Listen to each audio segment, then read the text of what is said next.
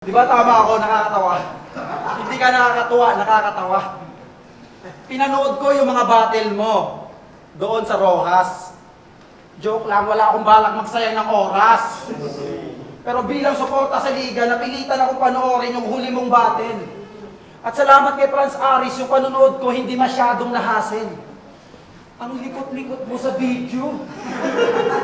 Akala mo naman napaka-cute. Kapag round mo na, yung sound agad-agad na, nakamute. Kasi yung boses mo ang sakit sa tenga.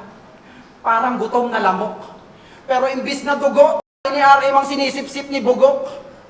Hindi ka lasing sa battle porket estilo mo parang nag-aamok. Wala ka pa rin kahit magkaroon ng 1 kilo na ginto. Kaya kahit sabihin natin meron kang saltek, ina mo, pinagbuksan ka lang ng pinto kasi malakas ang iyong katok. Gets? Yeah. Tapos sisigaw-sigaw pa. Akala mo naman inaano. Tignan mo yung itsura, oh. Akala mo nakapag na tayo. Music.